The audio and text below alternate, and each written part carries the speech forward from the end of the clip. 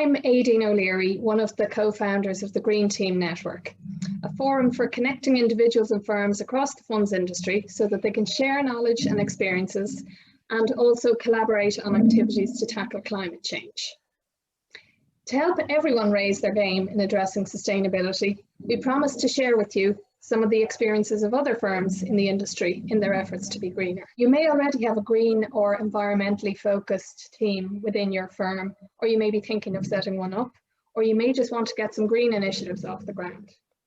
And today we will hear from 3 green teams in the funds industry. Today we will hear from 3 green teams in the Irish funds sector, their experiences of having a green team, the main benefits and challenges, and some of the inspiring green initiatives that they've got underway. So I'm delighted to introduce you now, firstly, to Deborah Hutton, Head of Asset Management and Financial Services Regulation in Eversheds Sutherland, Ireland. She's also the Irish representative on Eversheds Sutherland's International ESG, Energy and Sustainable Finance Steering Committee. Next, Suzanne Senior, Head of Fund Registrations and Listings at BlackRock. Suzanne set up BlackRock's Dublin Green Team and is chair of the EMEA BlackRock Green Team. She's also one of our co-founders at the Green Team Network. And Ian Martin is a senior legal counsel with HSBC Ireland, and he also chairs the HSBC Ireland Green Team. So you're all very, very welcome, and we're really looking forward to hearing about your green journey. So if we go back to the start, I suppose, and beginning, say, with Deborah, can I ask, from your experience within your firm, what is needed to establish a successful green team? I believe, I'll start with a quote from Socrates, that the secret of change is to focus all of your energy, not on fighting the old, but building on the new. And I think first, before we go into, what is a green team? I mean, it may mean different things to different people, but from an Eversheds Sutherland perspective, what we consider it to mean is a team selected across various areas of the business and support functions. It's a grassroots up team. It identifies and implements solutions to help the organization move to more environmental and sustainable practices. And from an Eversheds Sutherland perspective, our green team is a little over 2 years old. And how it's built on the old is that we had a corporate sustainability and still do, and social responsibility committee, which is a little over 12 years old. And our green team in Dublin started with small, with 5 reps, and has grown to 10 over the relevant period. And then I suppose I would think, there's 3, how do you implement that on a practical level? There's 3 things that I would flag. First is it to have a diverse team. So as we've said before, draw that from resources across the business, support functions, and obviously building facilities. You want diversity of thought. You want buy-in and involvement from the whole firm. So there needs to be senior level support to empower that team and give them the time to do it, because as you can see from the representatives on the panel today, being part of the green team is your side job because of your main job. So they need to be supported and actually rewarded and acknowledged for the work they do. And you need people who are actually genuinely interested in this area. And people who are ultimately going to be leaders because they're agents of change, so that they can be fun and a bit contagious. And again, just to remember, no man is an island. Draw on the resources within the firm and build on the old to create the new.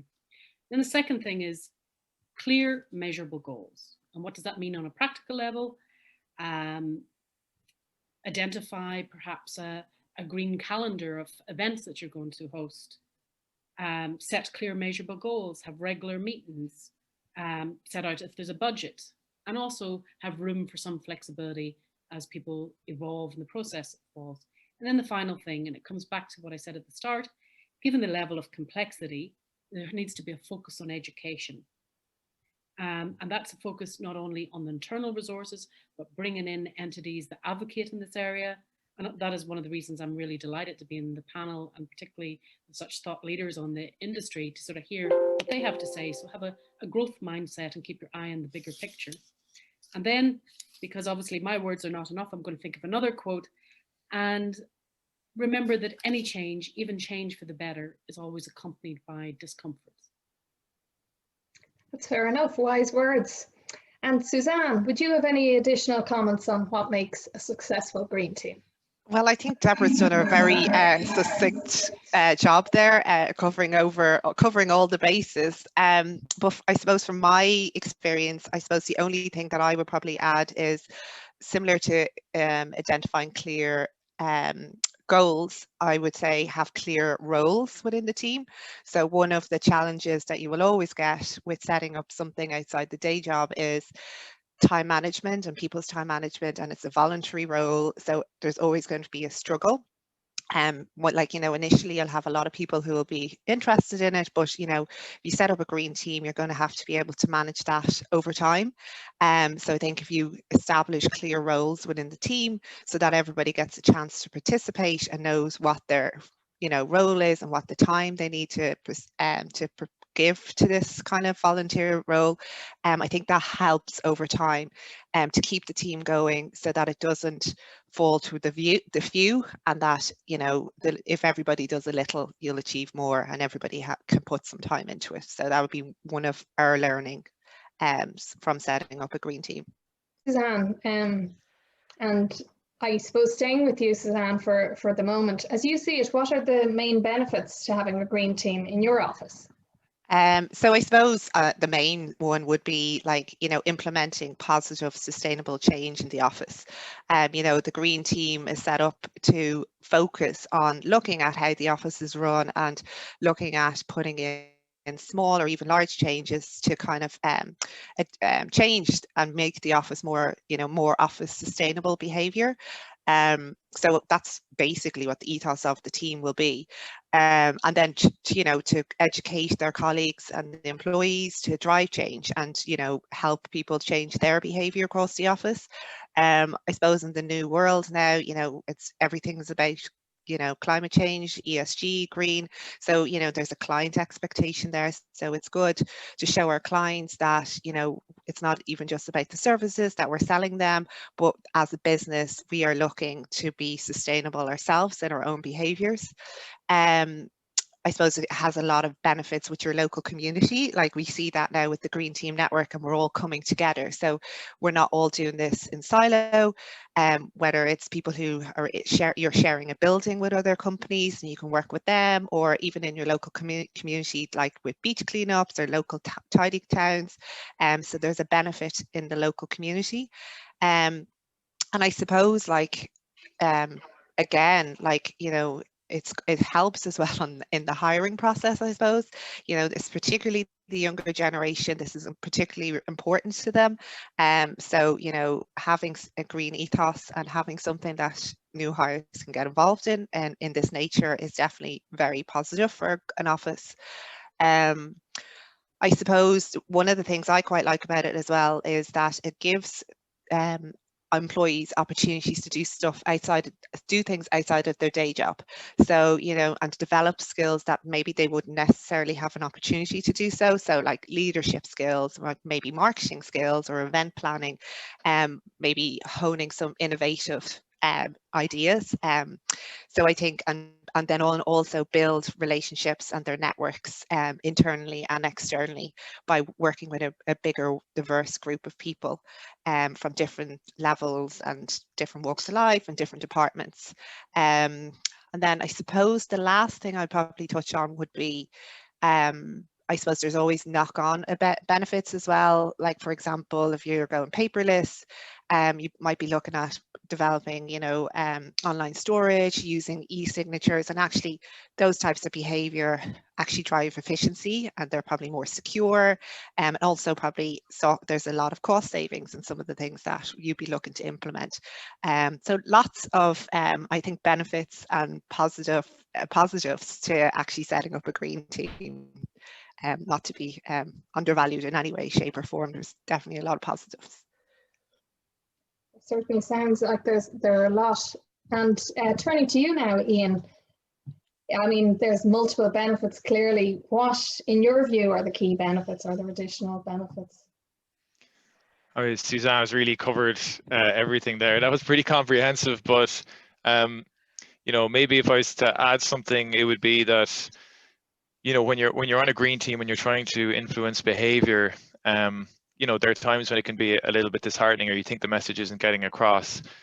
But for every one person whose behavior you might influence or change, they will then go and they can influence several other people, and whether that be in the workplace or that could be at home or out socializing. And eventually you get to a critical mass of people when the amount of people whose behavior has changed in a positive way outnumbers those who haven't, and the tide kind of turns. So I would say that that's one of the kind of the benefits of having the green team. And also I think it allows for kind of integration across teams. Depending on the size of your organization, you might have different business lines, different functions. There'd be whole teams within your organization you never get to really speak to or collaborate with. And generally, this is something that touches on all sorts of people from all sorts of backgrounds. So you can end up with a pretty diverse group. You get to know new people. You get to collaborate with new people, and you also get you could have very senior people and very junior people on the same team, all working towards the same goal. So I think that's another kind of ancillary benefit, maybe. So it's everybody really walking the walk together, and it seems to just generate a ripple effect, really, as you say, for every one person and another. Exactly. And another. Yeah. And I suppose when we look at the last year and a bit, it's been a very different work environment for all of us. But with the aim of now coming back greener to the office, how do you think COVID has impacted the concept of the green team? I'll continue with you, Ian, for now on that point. Yeah, sure. I mean, this is kind of a big opportunity now. We're probably going to see in the next kind of 3 to 6 months, a lot of people are returning to the office environment, either on a full-time or a couple of days a week basis. And it's a really big opportunity to bring in some change and to bring some new habits to bear on the office environment. And I suppose the likelihood is that maybe management are going to be more amenable to change now, because everything has changed since the last time most people were probably back in the office. So you could look at things like the obvious ones, I suppose, would be printing, and asking the question about how much do we actually need to print. I know from a HSBC perspective in Ireland, our printing dropped by about 90% in the last year, which is, remarkable in one way, but also kind of what you would expect in another way when, most of the workforce aren't going into the office. But it also gives an opportunity to, challenge processes and procedures that required, huge amounts of printing to be done in the past. This is the opportunity to say, do we actually still need to do things this way? And the likelihood is we don't, but these kind of procedures just get embedded and they don't get challenged. Travel would be another one. How much do we actually need to travel? There's not really the same need, I don't think, anymore for staff personnel to be kind of flying all over Europe or the world or whatever it is. The reality is now that, speaking as we are now, we could be in 5 different countries, or we could be in 5 adjoining rooms, and it's basically the same thing. Travel is obviously going to be still required in certain circumstances, but is there potential, say, for a travel budget to be kind of reallocated to maybe some ESG initiatives? And going back, as I said, I think a lot of workplaces, I know HSBC are looking at reducing their office footprint, and I know other businesses are as well. Does that mean that there's maybe less need for desks? Is there less desk space? Could this be reallocated and create more green spaces, relaxation areas, things like that? They're all part of the kind of the same mindset, and they kind of provide a kind of a wellness at work as well, and more awareness of your surroundings. And then you also look at maybe more practical things like, we would always encourage everyone to switch off at night, to turn off their computer, turn off their monitor, log off completely, etc. And there was probably a limited amount of people who would actually do that every night when we're in the office. But over the last kind of 12 plus months, when it's your own electricity bill as opposed to your business's one. I think people have probably been a little more conscious of actually powering down and turning everything off. So, you'd like to hope that people will bring some of those maybe new learned habits forward into the office environment and not revert to old habits. And people might have kind of gotten more into waste segregation at home between their composting and their recycling and general waste, learning a bit more about what packaging goes where.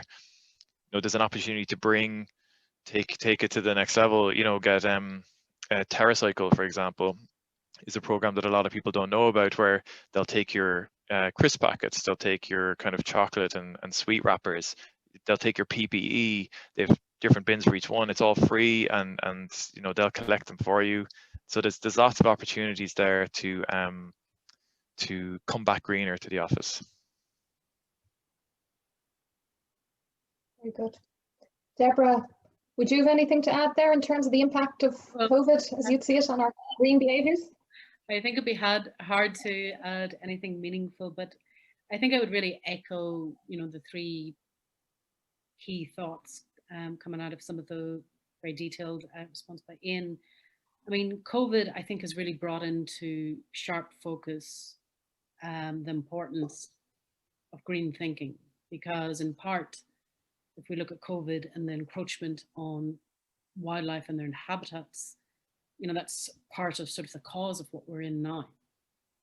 And it's that time where things have sort of stopped in some way, a time to think and say, just because we've done this in the past, we don't need to do it in the future. And it's given us people time to rethink what their work day should look like, part at home, part at work, travel, even location.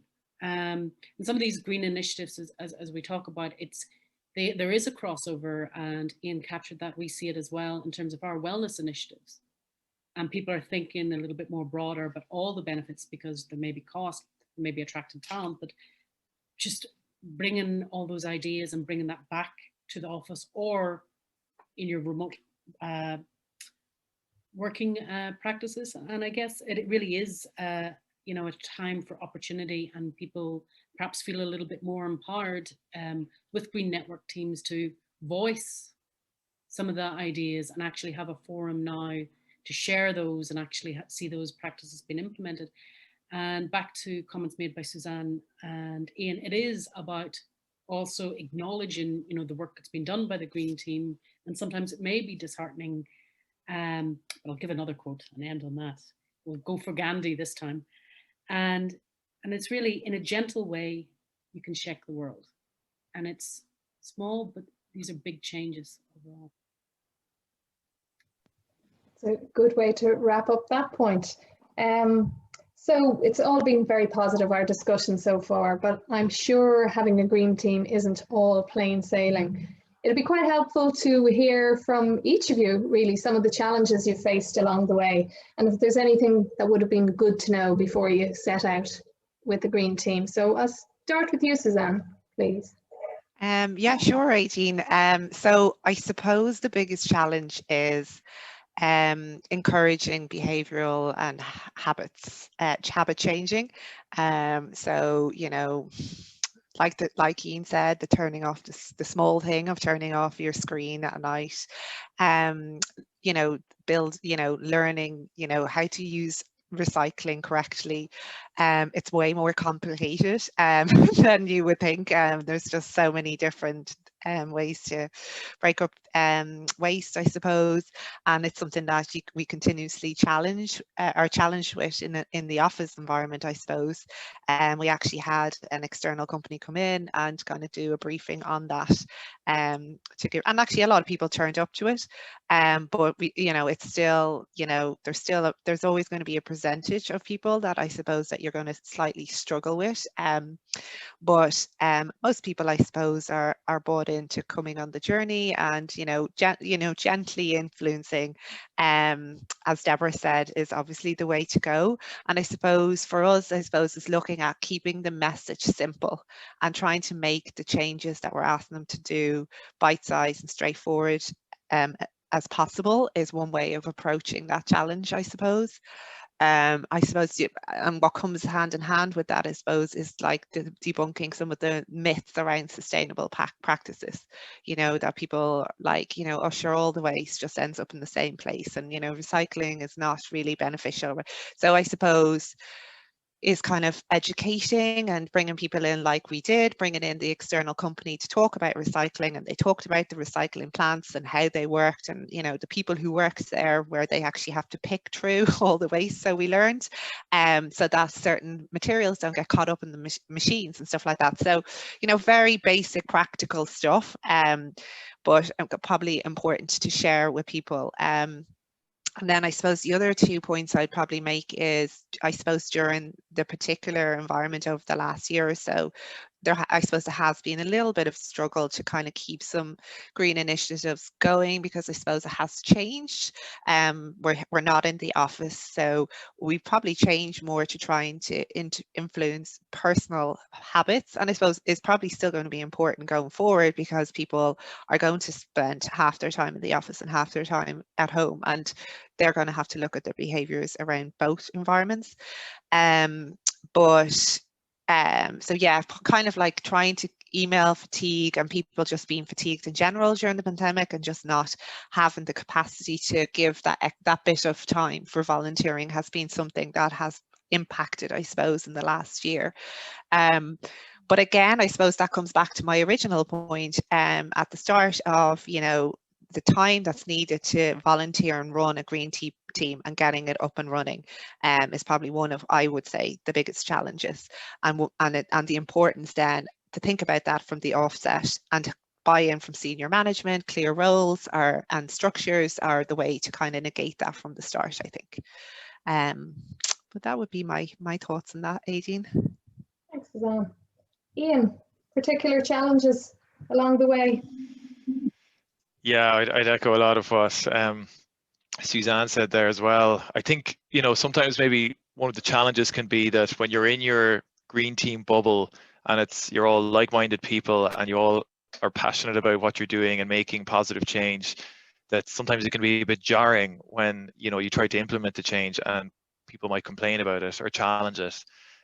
So I'd say, you know, you kind of need to be ready to accept challenge and criticism. Not everyone is going to want to get on board with whatever you're rolling out, and often, you know, let's face it, you know, the programs or the behaviors that you're trying to change or roll out, you know, they're involved taking away maybe some comforts that people are used to. You know, I would say, you know, probably a good way to mitigate that is to, you know, I say, you know, first it giveth and then it taketh away. If you're going to, you know, take away the disposable coffee cups from the canteen, provide everybody with a reusable coffee cup, you know, a company branded one or something. Or if you're going to take away the single-use plastic cups by the water dispenser, provide everyone with a water bottle that they can refill with. So you know, there are ways of mitigating that.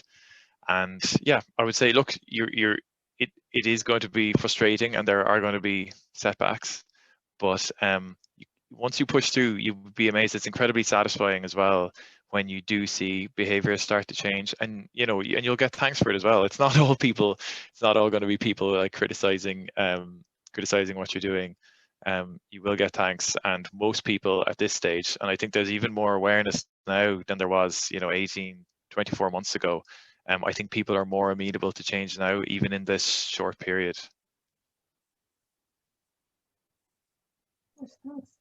Deborah, any challenges of note, with or without a quote? No pressure. Definitely good with a quote. I don't know if I can really add something meaningful there, but I did read something where it's, and all the type of challenges that you're seeing with the Green Team, I think goes across all work practices, the challenges that we're seeing with COVID. You know, not being able to do a beach cleanup and all those practical pieces, and the Zoom and email fatigue. But I suppose one thing that I read, which I thought was quite interesting, back to the concept of fun and to the comment that Ian made on the cups, which is maybe try and inspire people through their bellies. So do something about maybe some low carbon or healthy food. So something that brings fun back to it, and it's sort of trying to mitigate, because change will inevitably come with discomfort. And I do think it is really important that the work of a green team from a strategic corporate perspective is acknowledged publicly and rewarded. Because you're talking about the type of change that you're doing is changing culture and it's thought leadership. And we will be coming to a final quote when we talk about why that's important, not just for sustainability, but for the business case behind having a green team. If we take away all the benefits that were being done and we start getting down to the really cold, hard figures. Great. So you've all been very positive. So I think we'd just love to hear about some of the actual green initiatives that you've each taken on with your green team. So maybe I'll go to you first, Aedín. Wow us with something that went well in your firm. I suppose, yeah, there's been a number of things. Maybe the ones that, couple of ones that maybe stand out would be, and these are all easier. You know, it's much easier to have initiatives when you're actually in the office environment. You know, as Suzanne and Deborah alluded to, there's an element of email fatigue. There's only so many emails you can send out to people advising them to do this or that differently. When we were in the office, one of the things we did was we decided to make a display in the canteen demonstrating the amount of resources that are actually needed to create a single sheet of paper. So we got some drums of water showing the amount of water that needed to be used, and then we piled up all the shredding, showing that basically we had the reams of paper, we had the water, we had the shredding, and we had a demonstration of the amount of trees that were cut down to make the paper in question, and kind of had a step-by-step flow through the process. You go through all this, and then ultimately, 90% of it gets shredded, and then it gets put on the back of a truck, and it gets shipped off to another center. It's huge amount of resources go in, and sometimes it's not until you actually have the visual cue of seeing the physical demonstration of those things that the message can hit home. So I think that was quite effective. A more kind of fun initiative we had was we set up, again in the canteen, we set up a couple of paddling pools, and we got those plastic balls you see in ball pits, and on each one we labeled it with a different type of rubbish, and then we had cardboard boxes set up, and each one was either a brown bin, green bin, or a general waste bin, and we'd have two people against each other in each paddling pool against the clock, and you had to try and sort through the rubbish as quickly as possible, and then we would go through it with them afterwards and show them where they'd gone wrong or where they got it right, and then they got a voucher for the canteen at the end of it all. But it was a bit of fun, and got people interested as well. So I think trying to make things fun is really important, and apologies. Deborah. You're okay, Aedín. Come on. Deborah, any particular initiatives you'd like to share with us? I was thinking I want to get into the paddling pool with the rubbish. Yeah, I was thinking I want to see some video evidence of this. It sounds like maybe I should clarify that it was fully closed in the paddling pool. Oh, good stuff. Maybe a raccoon at heart. And no water wasted either, of course. No, exactly. Yeah, I think we've had a couple of initiatives, and I don't want to. I'll speak through them very quickly because I know that there's some very exciting initiatives coming up. But we've had education sessions with Mindy O'Brien from The Voice. I thought that was really beneficial. There's been a lot in terms of, plogging, which I didn't know what that even meant before, lifting up rubbish and doing some running. There's been on-site bike repair days. There's been various educations in terms of green practices. But yeah, very fun, and I could go on at length, and perhaps we could send a link to some of them after as ideas, maybe tips and tricks. But yeah, I'm looking forward to hearing what Suzanne is. No pressure, Deborah. Like, having full will be difficult. Thanks. In my mind, I'm sorry. Yeah, no, I mean, like, I suppose, like you said, like the fun side of things, and actually practically bringing people together to do something physically practical, you know, networking together will always stick in people's minds and have way more of an impact than an email. So one of the things I think that really people really enjoyed that we did recently was tree planting. So it was in 2019, we did it as a global initiative, and we partnered with a nonprofit global organization, and they basically identified local locations in each country of where we could go and partner with somebody to go out and plant trees in the local country. So Dublin obviously took part of this, and we actually had it was a day out of the office. 20% I think of people in our office decided to sign up for it, and we took the day off and we went out for a half a day. I think it was about 5 hours, up into Wicklow, into a field, and there we were. I don't think we all realised what we were getting ourselves in for, and I think a lot of people cursed me by the end of the day because we were so exhausted. Like, tree planting is an awful lot harder than I would ever have given it credit. So it was really physically very tiring work. But I think once everybody, like, we obviously, it was great. I think it was raining that day as well, so which actually is easier because the ground is softer. So actually a sunny day is not a good day to go tree planting, because you got to dig your hole, put the tree in, so you know.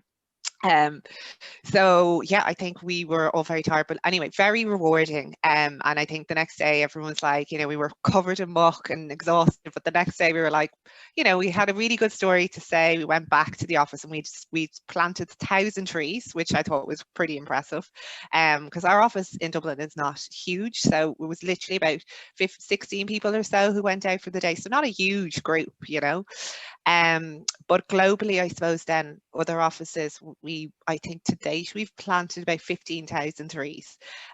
So I think it was like 2,500 volunteer hours, and like I think that's equates to about 720,000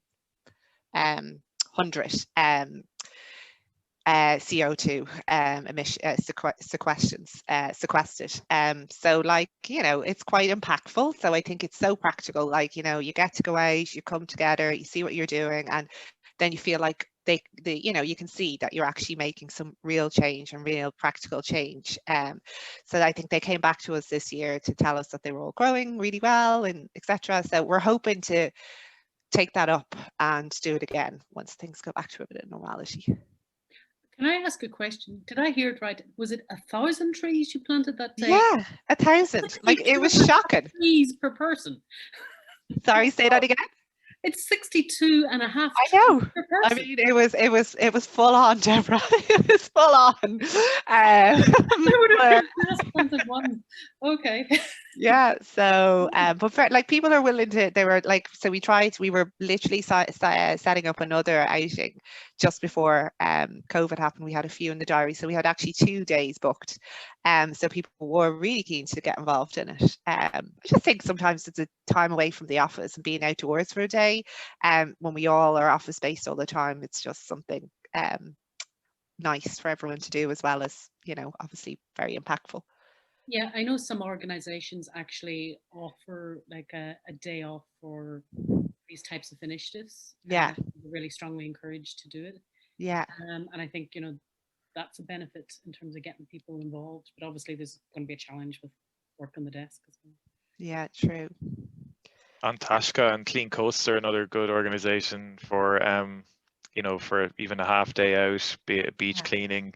It's a good way to get a group together out and doing. And I think those kind of things now, where you're getting out of the office as a group and doing something, you know, they're going to be very popular. I think we'll probably get a lot more people signing up for those than we would have previously. But I think. Do you have anything?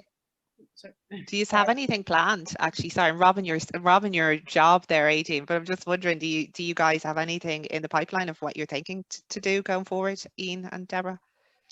Well, we have one thing lined up, which is actually it's to do with the provenance of food and air miles, and it's basically a quiz where you basically have to guess. You get like a shopping list, and you have to guess the air miles of the shopping list. So it's to encourage kind of Wow. locally, buying local, and we've a good few vouchers then for one of the kind of veggie box suppliers. So all the winners get to get like a veggie box of kind of locally grown Irish fruit and veg to their door. So that's something we're going to be doing in the next week or two. And we had a beach clean with Clean Coast lined up for I think it was April last year, or is it last? God, I'm losing track of time. It was last year. So obviously that didn't go ahead. So we're hoping now during the summer we'll get that going again. Brilliant. That sounds really good. Might rob one of those ideas now from you, or Go for it. all of them. Go for it. No, I was just going to say we recently tried to do a net zero challenge in BlackRock, where we asked people to do measure their carbon footprint, and again gave suggestions on things that they could do, like little changes that they could make to reduce their carbon footprint. But the next iteration of that is that we're going to develop an app where that becomes more of like easier for people to do on the app, where it's more competitive, I suppose, where you're trying to negate your carbon footprint individually, but there's going to be challenges around certain teams, like at certain times, like water or energy or whatever, and basically you'll get a certain amount of points. So it'll basically ask you questions, and depending on your answers, you'll get a certain amount of points. So for example, I bought no plastic bottles. I didn't buy anything with plastic bottles this week, and you get a certain amount of points. Or I walk to work 2 times, blah blah blah. So the whole idea is, and then there will be like fun facts and like suggestions as part of the app as well. So I suppose the idea is to kind of bring teams together, I suppose, to compete with each other, to get the point. I don't know exactly, I haven't seen it, but this is the idea of it. It's in the development stage at the moment. So it'll be interesting to see how that's taken up, to be honest with you. So we'll see. Yeah, sounds good. Well, it's just so obvious that there are just small, simple things that we can all do to be a greener industry, and we could continue this conversation probably all day, but it is almost time to wrap up. So if I could ask each of you in turn, if you had one parting message you wanted to give about green teams, what would it be? And I'll go to Deborah first. Okay, so I mentioned this because we've all talked about the positivity around a green agenda, but we have to sort of talk about the numbers now. And obviously, like, I head up the funds, asset management and financial services regulatory practice. So we see what's on the agenda for our clients.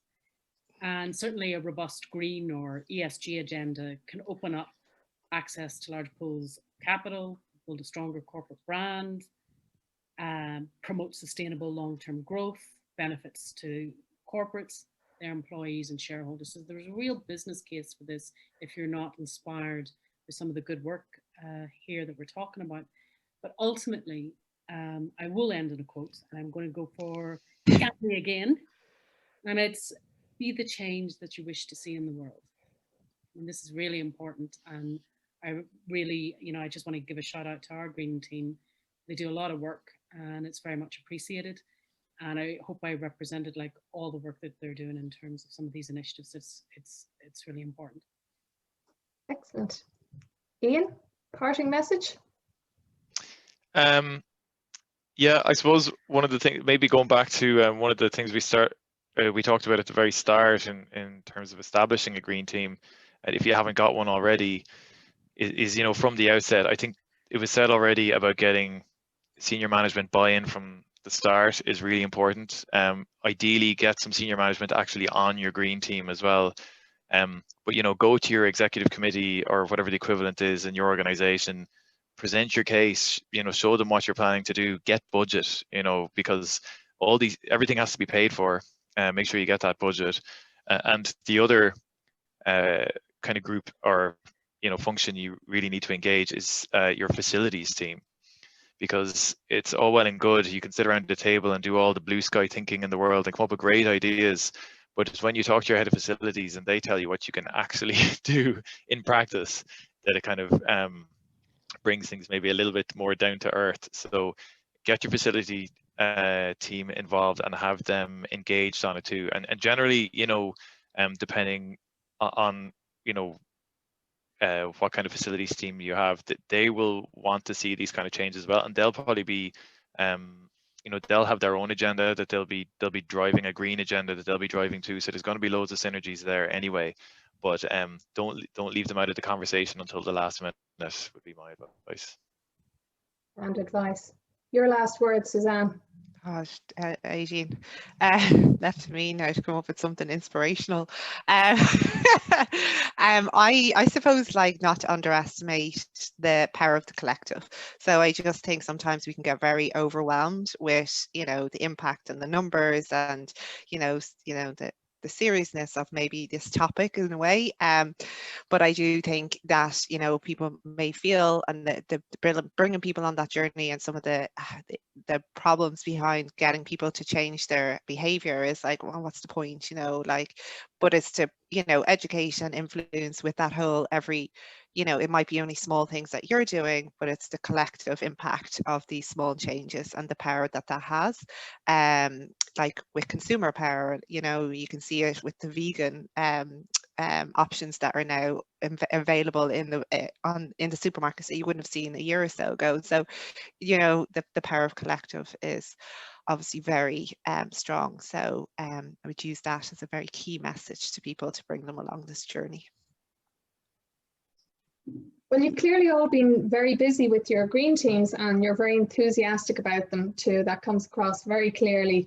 I think that's been a really insightful chat and very helpful in terms of understanding the range of different things you could do on a green team. I really wouldn't know which one of them to pick. They all sound great, which is all the more reason for why, as a network, we'd love to share all these ideas and bring them to other firms and other individuals so that they can follow suit. So thank you so much for your time, Deborah, Ian, and Suzanne. And perhaps afterwards we will put together a summary of some of the pointers from today and circulate them on our LinkedIn page. So we really hope you've enjoyed this interview, and we look forward to bringing you other Green Team experiences here on out. And if you haven't already, please do join and sign up for the Green Team Network on www.greenteamnetwork.ie, and you can also follow us on LinkedIn and Instagram. So thank you all for watching, for our participants today, and for Eversheds Sutherland, who helped produce this video interview. Thank you.